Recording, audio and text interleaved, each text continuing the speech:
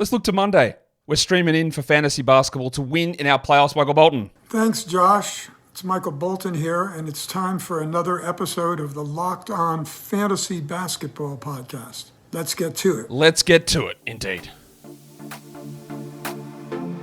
You are Locked On Fantasy Basketball, your daily fantasy basketball podcast, part of the Locked On Podcast Network.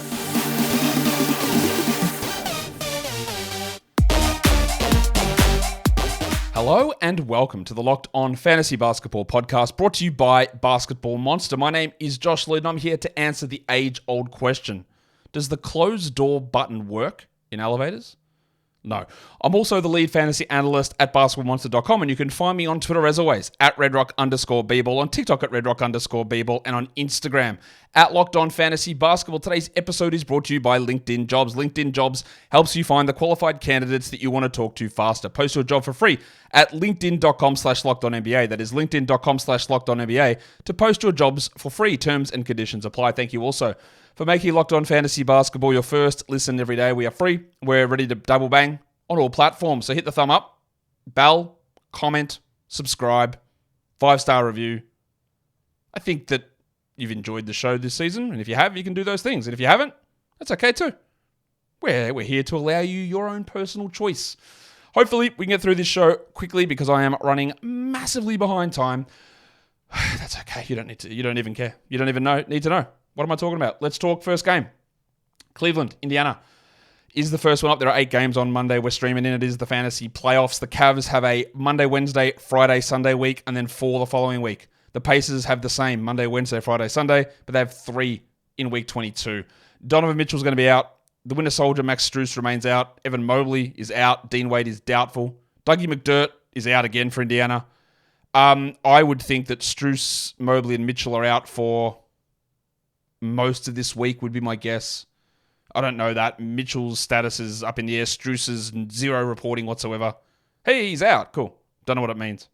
Wade came back from personal reasons, now has a knee problem. Yeah, not great. And then Dougie McDirt just perpetually out. Karis LeVert has a huge boost.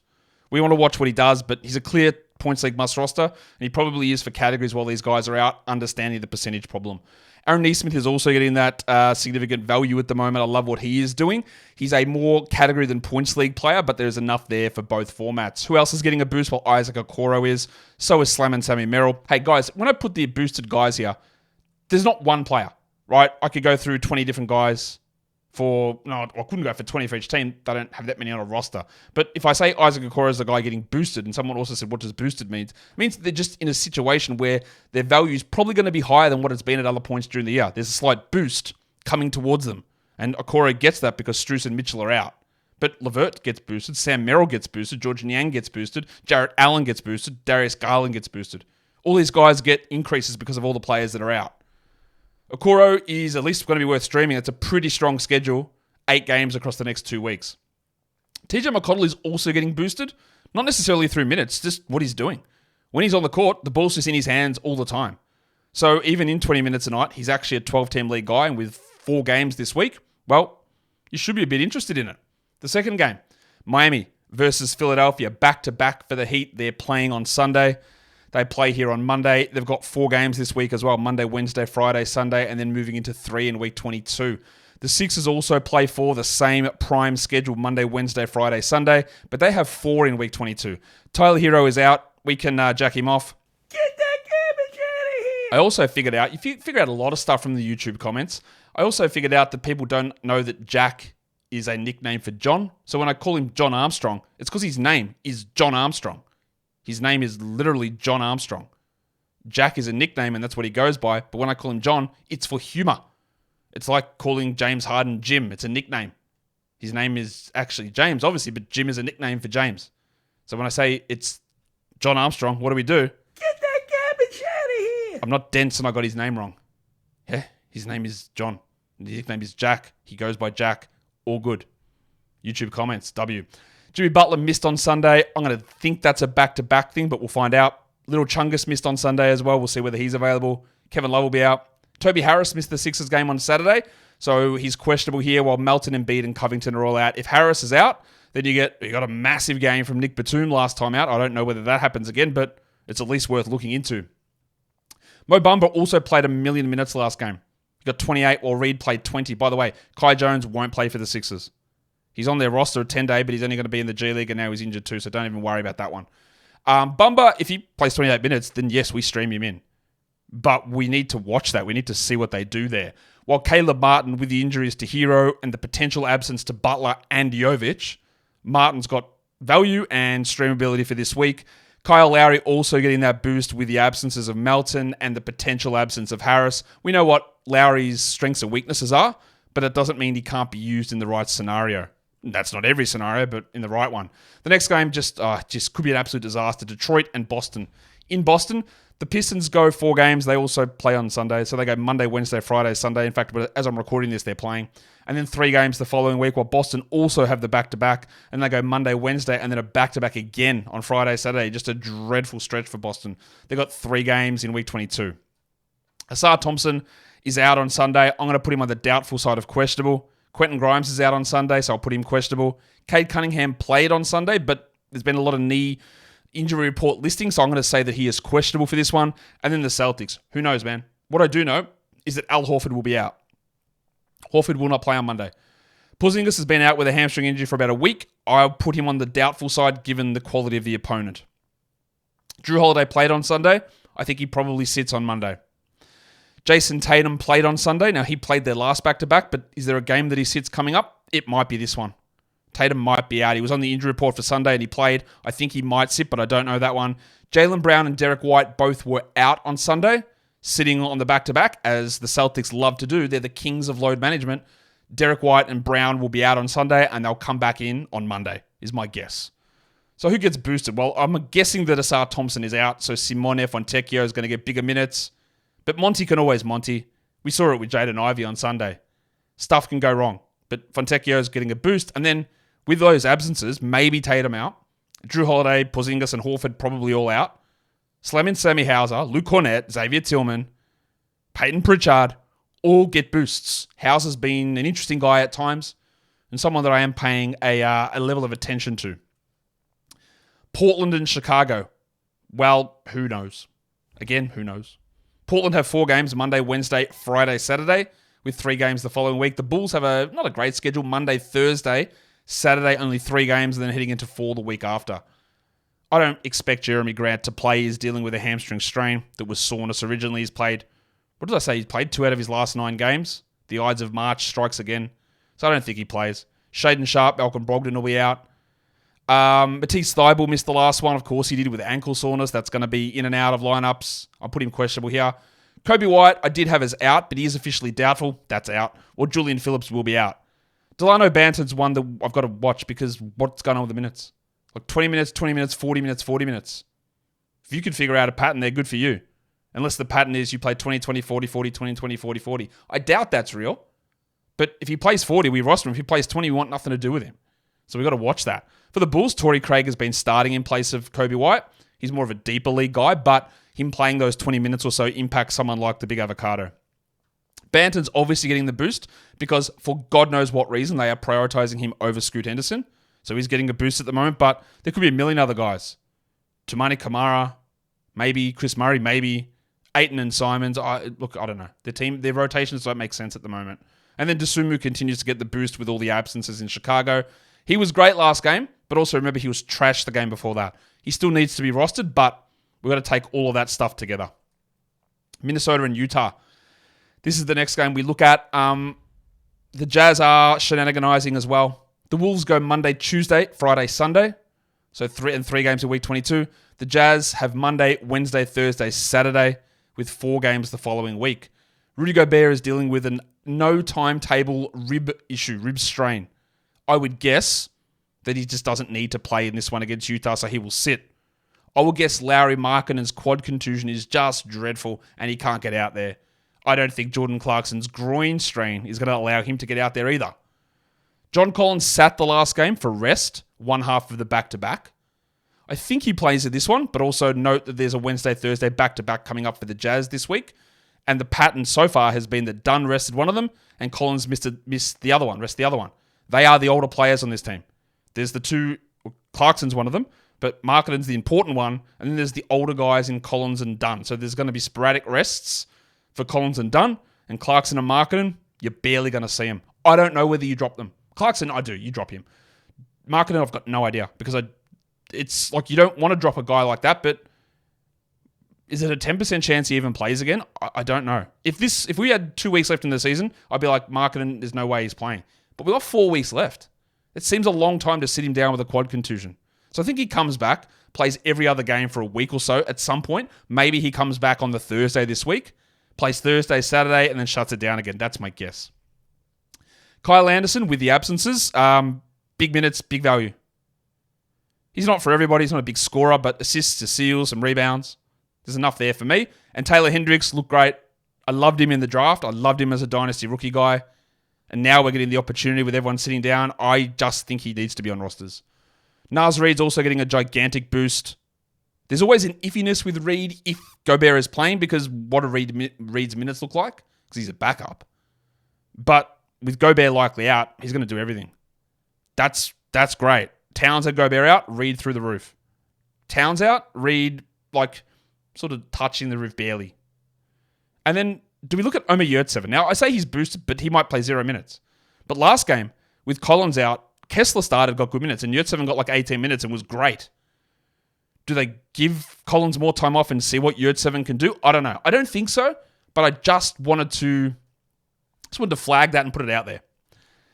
Today's episode is brought to you by LinkedIn Jobs. When you're hiring for your small business, you want to find quality professionals that are right for the role. That's why you got to check out LinkedIn Jobs. LinkedIn Jobs has the tools to find the right professionals for your team faster and for free. LinkedIn isn't just another job board. They've got access to over 1 billion professionals. That makes it the best place to hire. It gives you access to professionals that you can't find anywhere else. LinkedIn does all of that, making the process easy and intuitive. It's so easy, in fact, that 86% of small businesses report getting a qualified candidate within 24 hours. LinkedIn knows that small business owners are wearing so many hats. You're doing the hiring, you're doing the customer service, you're doing marketing, promotions, deals, CEO, CFO. Someone told me that CBO is a real thing, the Chief Branding Officer. Maybe you're doing that as well, or maybe you want to hire a CBO through LinkedIn. You can do that. So post your job for free for the CBO at linkedin.com/LockedOnNBA. That is linkedin.com/LockedOnNBA to post your job for free. Terms and conditions apply. What other C jobs are there? EO, FO, OO, BO. What other ones have we got? CDO, Chief Development Officer? Maybe. I don't know. Anyway, don't care. I do, actually. Let me know. Next game. Oh, my God. The Memphis Grizzlies. All right. So what do we know here? Absolutely nothing. They only got 3 games this week. Monday, Wednesday, Friday. Friday's against the Spurs. Expect everyone to sit.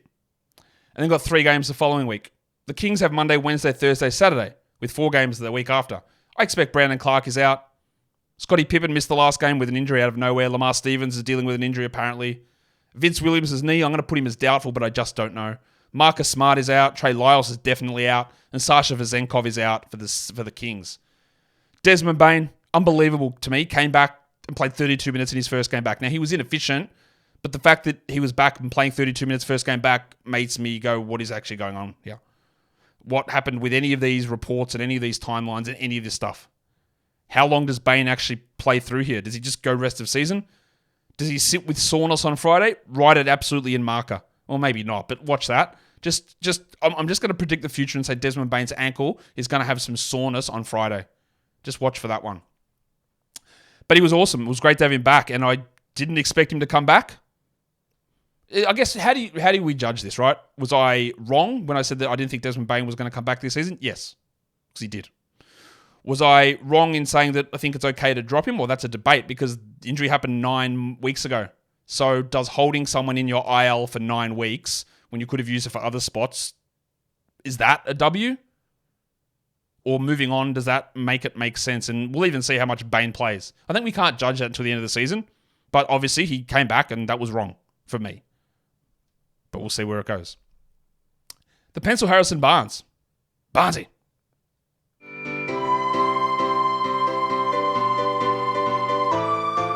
With Lyles out, Barnes is doing more. I don't trust it a single second, but they've got a good schedule here. Monday, Wednesday, Thursday is really strong, and that makes him streamable. GG Jackson's also starting. He's played 35 minutes plus 3 of the last 4 games. So they're starting him, Bano, Jaren, Kennard, and Aldama. And they gave him all 1 million minutes last game. Is that going to happen again? GG was actually pretty good and efficient there. But I still don't fully trust him. But that's definitely a huge development. But what happens if Vince plays? Where does GG go? So, I don't know. He's an interesting guy that's getting a boost. So is Keon Ellis. And we've all seen that viral clip of Jalen Brunson roasting him, making him turn around like it was like, hey, got your nose. And then he turn around. But Ellis has worked his way into a solid role. And in deeper leagues, there is some stream value there for Keon. The Knicks and the Warriors. After months and months of we're going to keep this guy's minutes low, heading into the playoffs, we need to preserve him. Isaiah Hartenstein played 28 minutes last game, which is awesome. Love that. The Knicks have 3 games this week, Monday, Wednesday, Saturday, and then 4 the week after. The Warriors go Monday, Wednesday, Friday, Sunday, the prime schedule, with 4 the week after. Really strong period for the Warriors. Randall and Robinson are going to be out for New York, and no one else is on the injury report. Back to Hartenstein. In 28 minutes, you roster him. There was no indication that was going to jump up, and maybe that was a fluke and it goes back down. The other thing we've got to watch is Chris Paul. He played 19 minutes last game while wow. Why couldn't I say that name? Podziemski played 34. Now, I don't think that's real, but is it maybe? I don't know. 34 minutes versus 19. Podziemski versus Paul seems absolutely ridiculous. Now, Paul's obviously going to take a hit with Steph back, but who is he now? Like Gary Payton, Lester Quinones. We hold Paul, but we watch it. Josh Hart continues to get the boost for the Knicks, and Trace Jackson-Davis gets it for the Warriors. Even with Steph and Draymond back, he played 21 minutes. That's probably enough for him to have 12-team value, especially with this really strong schedule, the prime schedule, plus 4 games coming the week after. The final game of the day, Atlanta and the Lakers. The Hawks are on a back-to-back coming in from Sunday. Then they go Monday, Thursday, Saturday in the week, and then 4 the week after. The Lakers continue to stink in their schedule. Monday they play, and then Friday, Sunday. So 3 days off again in the middle of the week. So hard to roster these fringe blokes. But then they go into a better schedule with 4 the following week. Okongwu's out, Young's out, Buffkin's out. We assume Okongwu's out. We're getting close to that reevaluation period, but we haven't heard anything. AJ Griffin, who's been in the doghouse all season, is out now with an injury. Anthony Davis suffered the corneal abrasion. He could play, but he could also sit this one and get completely healed, ready for Friday. LeBron's going to appear as questionable with an ankle problem. Reddish is dealing with an ankle issue, but we don't really care, while Vanderbilt, Wood, and Vincent are going to be out. Wood should be close to returning as well. For the Lakers, I just want to see, like Austin Reeves, again, where the value sits. Is he worth droppable with 3 zeros coming up? I don't think so, but I'm not going to be 100% against it. It's going to depend on your individual scenario. Bruno Fernando continues to get a boost in Atlanta. So does Bogdan Bogdanovic if he plays. Bogdan is available on Sunday. So is Jalen Johnson. And I believe Jalen will just keep playing through because he needs to play every single game to hit his 65 games for most improved, which he won't win, but he might finish 3rd. Jackson Hayes could get the boost with the Lakers. If Davis is out, then we would consider streaming Jackson. We definitely wouldn't hold him past Monday, but we would consider streaming him if Davis does happen to be out. Today's episode is also brought to you by Stitch Fix. You know that instant confidence boost feeling you get when you put on an outfit that makes you look really good? First of all, you sit there and you go, whoa, look at this guy. Wow, he actually looks really smart. He's wearing his oversized baggy jeans with a sideways cap and a big t-shirt that's got a thumbs up on it.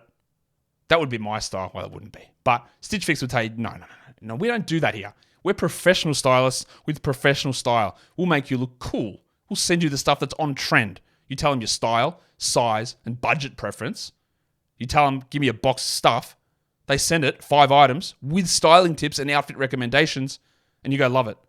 If for some reason, I don't know what it would be, maybe there's something wrong with you, maybe there's something wrong with the post, maybe something got crushed, or a dog, the dog stood on it, or, did his business across the package. Well, I don't like this, I need to send it back, that's fine. Because shipping, returns, and exchanges are free, always, with Stitch Fix. Because the stylists, they know what they're doing, they don't make mistakes. Something else could happen though. And with that style that makes you feel good as you look, as good as you look in fact, get started today at stitchfix.com/lockedon. That is stitchfix.com/lockedon. Stitchfix.com/lockedon. Okay, let's now barrel through the schedule. Only one team plays Monday, Tuesday. It's the Wolves. So Kyle Anderson, Nickeil Alexander-Walker. They're our 2 really interesting, highly available players to look at on that Monday, Tuesday combination. For the 4 days, 3 games in 4 nights, Monday through Thursday, Kings, Jazz. And then there's 6 teams that play 1 game in 4 nights. Hornets, Clippers, Lakers, Thunder, Spurs, and Raptors. We're always looking for +2s. The Hornets do play Tuesday, so if you've got a Hornet, you can hold through that. But also remembering, if you're looking to bang up, get a Jazz guy, get a Kings guy, and you get a +2 by dropping fringe guys from any of these teams. If we look at the 5 days, which is important for this reason, because there are 13 teams that play 3 games in 5 nights, and the Hornets play 1. 1 game. And that's on Tuesday. 1 game Monday to Friday. Get a +2 there with 13 different options. Big change. And even Brandon Miller's and Miles Bridges', if you desperately need games this week, they're droppable. Now, I know they've got a strong schedule after this, but I don't know when your playoffs are. Your playoffs might be finishing this week, and there's a very easy switch over. If you look at it 6 days, there are 4 teams that go 4 games in 6 nights. Boston, Portland, Sacramento, and Utah. And there are 6 teams that play 2 games in 6 nights. Charlotte, Dallas, the Clippers, the Lakers, the Bucks, and the Thunder. So, yeah, get a +2 there. We've already done what happens over 7 days because that's just the entire Week 21 schedule. What about 8 days heading into next week? There are a lot of teams going 5 and 8. Boston, Cleveland, Detroit, Indiana, Philadelphia, Portland, Sacramento, and the Jazz versus 6 teams that go 3 and 8. Charlotte, Dallas, the Lakers, the Bucks, the Thunder, and the Magic. If you have limited moves, you're always looking for +2s. This is +2 over 8 days, so it's not ideal, but it is something. I'd like to get +2s in shorter periods, but it's another way to go about it. This is really interesting. In the next 9 nights, the Kings play 6 games. So even though we don't love Harrison Barnes or Kevin Huerter, 6 games in 9 nights versus 3 in 9 for the Hornets and for the Magic. So while we might like what Suggs is doing, we might like what Wendell Carter's doing, we might like Brandon Miller, Grant Williams, Vasily Micic, Trey Mann, +3 over 9 nights is a pretty interesting move that you can make in that position. Let's go back to look at the streaming options for Monday. We've got Dalano Banton, and I've put an asterisk there because I just don't know. Look, if Jeremy Grant plays, does Banton get those 40 minutes? Is Scoot's minutes restriction that was off and then put back on, is it back off again? I don't know. Do we really want to believe 40 minutes of Banton? Of course I don't, but maybe he gets it. I feel more confident with LeVert, Hunter, Greg Jackson, Kyle Anderson, and Luke Cornett, although Anderson's value will drop if Gobert does happen to play against the Jazz. For ESPN points, a lot of the similar names. We've got Banton, LeVert, Anderson, Hunter. Luke Cornett's an interesting one because that is under the assumption that Horford's going to be out, which he will be, but also that Porzingis is going to be out. That really boosts Cornett. But also remember, Tillman's available, and Tillman can play some of those minutes too, while Aaron Nesmith is in there also. If we're going to look at category leagues, we're going to be paying attention to the individual different categories here and some players that we can have a crack at and get some value in here. For points, DeAndre Hunter and Dalano Banton. When you take 20 shots, some of them eventually are going to go in. For threes, it's the pair of Sams. Who wants a white Sam? Because I've got 2 of them here. Sam Merrill and Sam Hauser. Hauser, again, depends on the absence of Porzingis. And you could also have the absence of Tatum. So there's a few things going in Hauser's favor. Well, for Merrill, there's no Strus, there's no Mitchell, there's no Wade. Big opportunity for Sammy again, who'll probably go 1 of 10 from 3 and disappoint us all. For big man stats, I am going to go the big avocado because Andre Drummond in 16 minutes or so can be useful, while Dalano Banton's a good rebounder as a 6'9 guard. For blocks, Cornett and Jackson Davis, they got the 2-3 block upside there, I think, and their role should be relatively solid. For assists, interestingly, I call this section guard stats, but Kyle Anderson and Karis LeVert, LeVert's I guess a guard, but they're both forwards, but they're very high upside assist players given the current state of their teams. For steals, I hope Chris Dunn plays because he's a good steals guy. If Matisse Thybulle plays, he's the one that's the top of this list. Same as Asar Thompson, but I just don't know that they're there. And then Kyle Anderson's a pretty good steals guy as well. You'll see his name mentioned a few times. For percentages, field goals, we go to Luke Cornett and Trace Jackson Davis. For free throws, DeAndre Hunter and Luke Cornett, pretty good free throw shooter. There's a lot banking on the absence of Porzingis and Horford. Again, Horford guaranteed. Porzingis, maybe. And then you got the risk of Cornett not playing, but there's still value in that, I think, for Luke, just to get a little, because if both of them out, he's going to play irrespective. So that is valuable there. And that is me banging that out in about 25 minutes. Me. Go and subscribe, bells, notifications, all of that stuff. We love a double banger over here. Guys, we are done here. Thank you so much for listening, everyone. See ya.